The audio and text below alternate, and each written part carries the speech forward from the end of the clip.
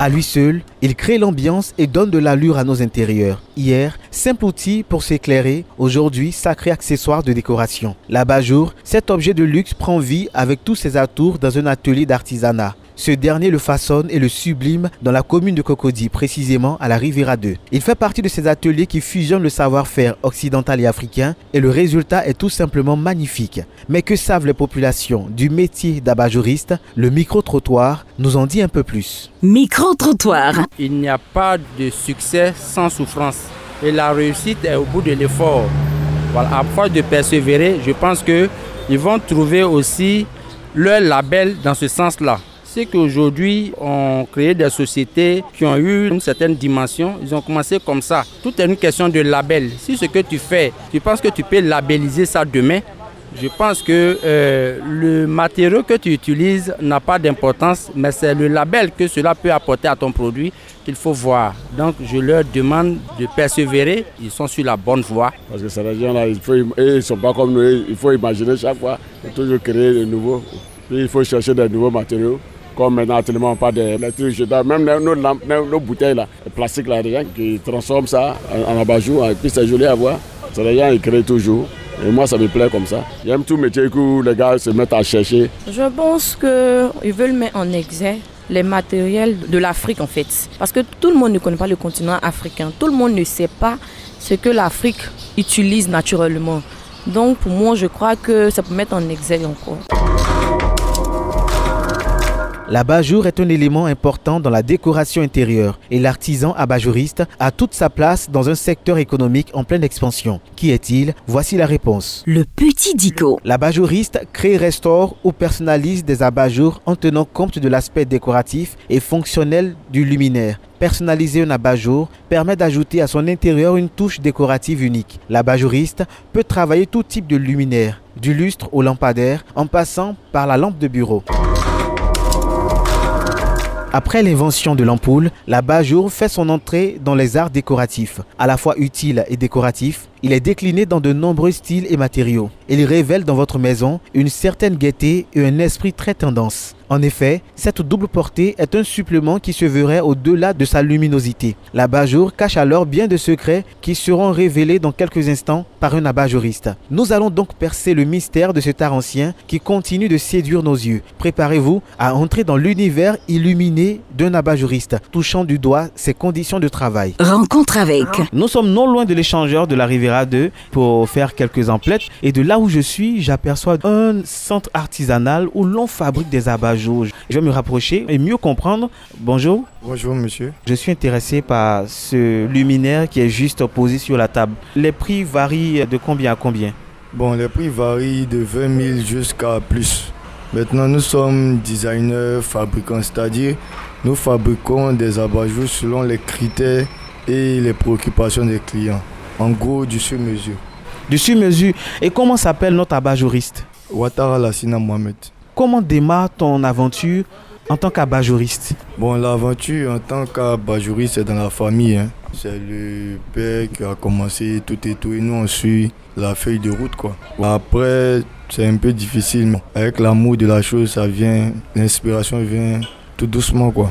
J'ai suivi une formation minimum de 3 ans. Le métier, quand on voit le luminaire fini, on se dit que c'est facile. Mais pourtant, pour avoir une bonne formation, il te faut minimum 3 ans. Et après, avec l'amour, toi-même tes idées, parce que quand nous fabriquons, nous tenons compte des couleurs, des choix. Le client même peut imaginer des pièces. Et une fois que nous avons compris ce que le client veut, nous confectionnons. La pratique se fait à plusieurs étapes. Il faut déjà avoir une notion de base sur la menuiserie, sur la soudure, sur la peinture, sur l'électricité, tout et tout. Voilà, maintenant nous sommes plus focalisés sur la fabrication d'un style africain. Parce que nous avons remarqué aujourd'hui, en Afrique, en Côte d'Ivoire, le monde du luminaire est industrialisé. Et c'est des luminaires qui sont fabriqués de telle sorte que une fois qu'il y a un problème, c'est pour jeter. Alors que nous fabriquons des luminaires de haute qualité et dans un esprit africain tout en gardant nos valeurs et nos cultures. Maintenant, j'ai une petite anecdote. Depuis petit, on a des clients qui venaient, qui ont acheté des lampes il y a 10-15 ans, aujourd'hui, ils viennent juste pour rénover le luminaire. Alors que par contre, sur les grandes surfaces, une fois que c'est gâté, c'est fait pour ça, c'est pour jeter. Ces luminaires sont utilisés à l'intérieur. Es-tu par ailleurs architecte d'intérieur? Oui, bien sûr. Oui, c'est utilisé à l'intérieur. Parce que vous savez, dans une pièce, que ça soit une maison, que ça soit un bureau, peu importe le cadre, c'est le luminaire qui donne l'âme à la pièce en fait. Sans le luminaire, la pièce n'a pas d'âme. Il y a plein d'exemples. Vous partez dans une boîte de nuit, sans des jeux de lumière, la boîte de nuit n'a aucune valeur. Dans les concerts, vous êtes à la télévision, il faut des réglages luminaires. Juste pour vous dire que c'est ce qui donne l'âme à la chose. Toute votre décoration, ça n'a pas d'effet, ça n'a pas d'âme en fait. Ici, ces luminaires qui sont confectionnés dans différents matériaux, hein. Auprès de qui tu pars pour t'approvisionner? Tout est fabriqué par nous-mêmes. Le fer, c'est juste la matière qu'on achète. Même le bois. Le fer, on fait de la sculpture métallique. On fait de la sculpture avec le bois. C'est-à-dire on achète ça de manière ordinaire. Mais tout le processus qui suit, ça vient vraiment de nous, quoi.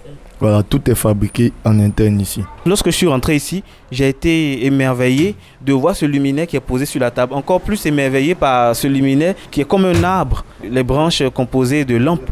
Pour pouvoir confectionner un tel luminaire, comment est-ce que tu procèdes pour nous sortir un tel design?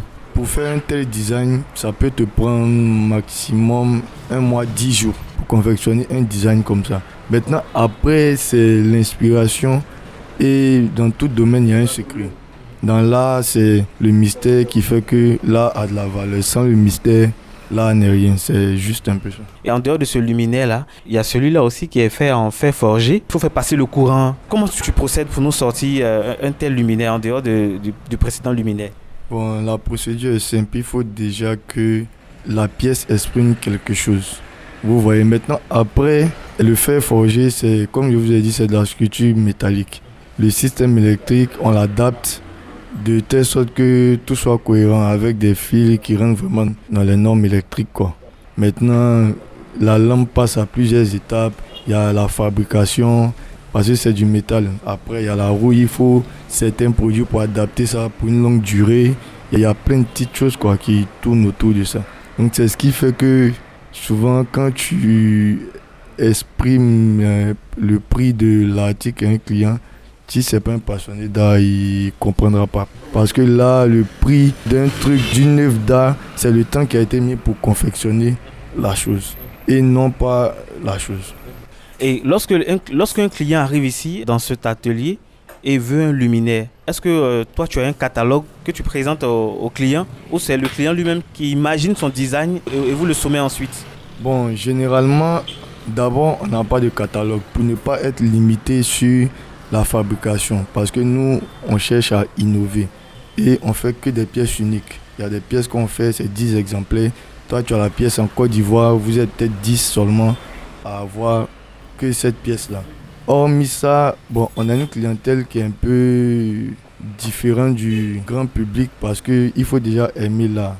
Et ceux qui aiment l'art, ils aiment imaginer, ils aiment avoir des pièces uniques. Donc la plupart de nos clients parfois apportent leurs idées avec la nôtre pour pouvoir confectionner leurs pièces, ce qui fait qu'ils sont les seuls à avoir cette pièce-là. C'est ce qui fait un peu notre particularité. Lorsque tu parles de clientèle select, fais-tu allusion à la haute bourgeoisie? Non, quand je parle de client select, je ne parle pas de bourgeoisie. Parce que quand on dit select, c'est déjà un tri. Le client select, c'est le client déjà qui aime l'art, qui aime la chose. Voilà, on a des clients, ils viennent, parfois même le luminaire un peu plus que leur budget, mais quand on sent qu'il aime le truc et qu'il veut vraiment, on lui fait certaines faveurs juste par son amour pour l'œuvre. Parce que quand le client est content, nous aussi nous sommes contents. Est-ce qu'il arrive d'avoir des ruptures de stock ou de matériaux pour pouvoir confectionner ces luminaires? Oui, il arrive parfois parce qu'il y a beaucoup de matériaux comme les systèmes électriques, les matières, même comme la matière de base de l'abat-jour qui sont importées, qui ne se vendent pas en Côte d'Ivoire, donc on importe. Donc le plus gros souci, c'était avec la Covid où voilà, tout le monde connaît. Sinon, à part ça, presque tout est fait ici. Le fait de procéder quelquefois à la réparation des luminaires, est-ce que quelque part, ça ne fragilise pas tes ventes? Bon, on essaie de faire avec. Sinon, nous sommes créateurs, nous sommes fabricants.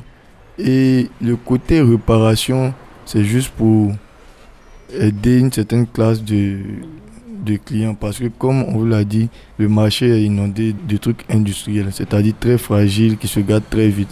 Donc nulle part vous allez trouver un coin où vous avez acheté une lampe industrielle où vous pouvez réparer à part chez nous. Donc on fait l'effort de satisfaire cette clientèle. Sinon nous sommes plus basés sur la création et le design. Est-ce qu'il arrive des fois où des clients t'envoient des luminaires qu'ils ont achetés par exemple dans les grandes surfaces pour la réparation? Oui, plusieurs. Le temps de réparation des luminaires que vous fabriquez et ceux que t'envoient tes clients, est-ce que ça prend le même temps? Non, c'est pas la même fabrication, c'est pas le même procédé, mais il y a plusieurs obstacles qui se posent. Parce que les luminaires industriels sont faits de telle sorte que c'est fait exprès. C'est-à-dire de telle sorte que quand il y a des pannes, vous ne pouvez pas réparer. Je vais vous donner un exemple où par exemple on doit mettre une vis ou un écrou, on te met un rivet. Si c'est cassé, tu es obligé de jeter. Voilà, entre nous, vu qu'on importe certains matériaux, c'est un peu plus facile pour nous avec la connaissance du métier de trouver une solution pour ces clients. Tu parles de création, tu parles d'imagination. À la limite, il faut être artiste. Est-ce que tes différentes œuvres ici portent des noms ou on dit généralement Abajo pour toutes ces œuvres qu'on retrouve ici? Bon, généralement, nous, on ne donne pas de nom parce que le but, c'est quand tu vois déjà le luminaire, tu sais déjà c'est quoi en fait. Le luminaire exprime déjà quelque chose, donc le client même n'a même pas besoin de dire tel nom, tel nom, tel nom. Parce qu'on se dit que le message que le luminaire envoie, c'est le reflet, quoi. Cela fait combien de temps que tu es abajuriste? Bon, moi, pratiquement, on va dans 10 ans, maximum 10 ans. Est-ce qu'il y a des risques à exercer en tant qu'abajuriste? Il y a beaucoup de risques parce que déjà, j'exhorte beaucoup de jeunes qui sont dans l'art d'être courageux. Il y a beaucoup de risques parce que déjà, le côté de la clientèle, c'est pas évident. Voilà, il faut avoir une certaine expérience pour pouvoir être vraiment sur les pieds. Maintenant, après ça, dans le métier, il faut avoir de l'expérience. Parce que déjà, dans la ferronnerie, il y a la soudure. La soudure même, il y a la soudure au chalumeau. Beaucoup d'autres choses, quoi. Parce que sans l'expérience, tu ne peux pas y arriver. Il faut de l'expérience pour pouvoir réaliser ces chefs-d'œuvre qu'on retrouve ici. Mais tu n'es pas seul à travailler. Juste à côté de toi, tes collaborateurs qui sont en plein boulot, à qui nous allons arracher aussi quelques mots. Et on revient à toi pour la suite de notre entretien. Le Gruyère, le magazine qui met en lumière les petits métiers. Nous sommes en compagnie d'un collaborateur de la SINA. Bonjour. Bonjour monsieur, je m'appelle monsieur Ouattara. Qu'est-ce que tu es en train de faire ce matin? Je suis en train de faire le découpage d'un abat-jour. Et ce matin, nous travaillons dans la fabrication des abat-jours. Ce matin, je suis en train de faire le patron d'un abat-jour. C'est-à-dire que c'est le découpage avec du polyphane. C'est la matière première pour la confection d'un abat-jour. Pour confectionner un abat-jour, il faut des mesures. Et les mesures dépendent du client. Donc le découpage se fait selon la structure métallique. C'est en fonction de ça qu'on fait le découpage de l'abat-jour. Et c'est la matière, le polyphane. En dehors du polyphane, est-ce qu'il y a d'autres matières que tu utilises pour donner la forme à l'abat-jour? Il y a d'autres matières qu'on utilise, mais ces matières servent à titre décoratif. Et cela fait combien d'années que tu es dans la fabrication d'abat-jour? Ça fait 12 ans. Le bilan est positif parce que apprendre un métier, c'est le plus important. Donc le bilan est très positif. Et que vraiment, j'encourage tout jeune à apprendre le métier. Quand tu dis le bilan positif, on conclut qu'il y a quand même l'argent qui rentre. Est-ce que tu arrives à subvenir à tes besoins avec ce que tu fais comme activité? Oui, bon, on arrive à subvenir à nos besoins. Mais déjà, quand je dis le bilan positif, c'est parce que apprendre quelque chose, c'est le plus important pour un homme. C'est pour cela que je parle de positivité. Et par jour, tu peux fabriquer combien de patrons comme ça de luminaires?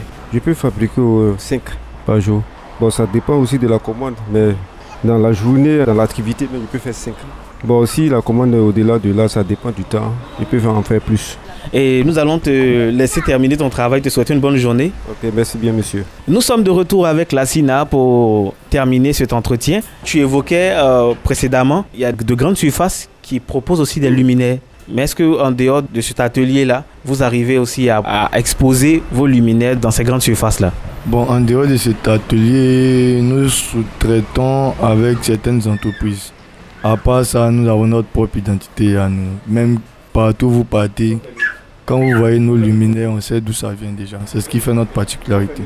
quelle était la pièce que tu as confectionnée qui a marqué ta carrière? Il n'y a pas de pièce vraiment particulière parce que les choses sont sur commande et on travaille avec les idées du client. Donc vraiment, tu peux voir une pièce qui te plaît, tu es content et après, quand il y a une autre pièce, tu es plus émerveillé par l'ancienne. Donc c'est-à-dire, on voit, c'est des nouvelles choses, de nouvelles sensations. Plus on avance, plus c'est des nouvelles découvertes. Est-ce qu'il est arrivé une fois d'avoir une grosse commande qui t'a permis d'avoir assez d'argent? Ça arrive souvent quand on travaille avec certains hôtels où peut-être en fin d'année ils veulent renouveler ou rénover leurs abat-jours. Là, il y en a, là ils viennent en quantité, on essaie de rénover pour eux. Parce qu'on fait aussi la rénovation. Sinon, à part ça, c'est que vous avez constaté qu'il n'y a pas assez vraiment de luminaires dans la boutique. Donc, tout ce qui sort d'ici, c'est sur fabrication. Sur quoi porte la rénovation d'un abat-jour? Bon, la rénovation, il y a plusieurs volets. La rénovation, l'abat-jour peut être vieillissant, on lui donne un coup de fraîcheur. Vous pouvez avoir un ancien abat-jour, vous voulez peut-être faire des modifications sur l'abat-jour. C'est-à-dire que vous avez acheté l'abat-jour comme ça, même si ce n'est pas ici, et c'est sur une grande surface que vous voulez modifier, apporter vos idées. Nous, on ajoute vos idées dessus. C'est une autre forme de rénovation. Et ici, tu es en compagnie de jeunes qui t'accompagnent dans ce projet-là, dans la fabrication de luminaires. En dehors de ces jeunes-là, est-ce que tu es sollicité par d'autres personnes pour apporter ton savoir-faire sur la fabrication d'abat-jour? Bon, on a certains jeunes qui viennent ici, mais généralement, c'est des jeunes qui sont en formation dans le cadre de l'architecture d'intérieur, qui sont à l'INSAC, si je ne me trompe pas. Bon, ils viennent pas tout le temps, mais c'est des gens qui savent que c'est un métier d'avenir. Vu que déjà le pays est déjà en construction, ça fait que qui dit construction dit art en matière de, si vous voulez, peinture, tableau, luminaire, tout et tout. Donc c'est un secteur vraiment qui va faire de l'effet à l'avenir. As-tu une anecdote à nous raconter en rapport avec ton activité? L'anecdote, c'était avec papa. C'est un client qui est arrivé ici. Il dit, mais lui, il ne comprend pas. Il a acheté ses meubles, son salon, ça a coûté plus de 10 millions. Bon, c'est quelqu'un qui a vraiment de l'argent. Il dit, mais il ne comprend pas, il sent qu'il y a quelque chose qui manque. Donc, il a pris papa, changé chez lui à la maison. Donc, papa lui a dit 2 lampadaires, parce que le lampadaire, c'est une lampe qui quitte du sol jusqu'à minimum 1m50, 1m60. C'est ce qu'on appelle un lampadaire. 2 lampadaires dans son salon. Après, il est revenu nous remercier. Il dit, vraiment, lui... C'est maintenant, il se rend compte de l'importance. Il ne voyait pas vraiment la valeur, tout et tout. C'est ce qui m'a le plus marqué. Et pour ces jeunes qui nous écoutent en ce moment sur Radio Côte d'Ivoire, qu'est-ce que tu as envie de leur dire pour donner de la lumière à leurs idées? C'est qu'il faut être courageux, il faut se battre, tout et tout. Parce que maintenant, il y a la majorité des jeunes, même dans l'apprentissage du travail. Nous, on est passé par là. On a fait plus de 3 ans d'apprentissage. Tu es venu trouver quelqu'un qui a construit quelque chose. Dans une activité, il a ses dépenses, il a un truc. Bon, il y a plein de petites choses. Mais en tant qu'apprenti, il ne faut pas regarder le volet argent. C'est ce qui trompe beaucoup de jeunes. Voilà, ils regardent plus le côté argent que le côté travail. Alors que quand tu vas maîtriser le travail, ça sera comme sur des roulettes. L'argent va venir après. Voilà, donc il ne faut pas mettre la charrue avant les bœufs. Le Grouilleur, c'est fini pour aujourd'hui. Tout en espérant vous retrouver en parfaite santé, que la lumière soit dans vos différentes activités et très bonne suite des programmes de Radio Côte d'Ivoire.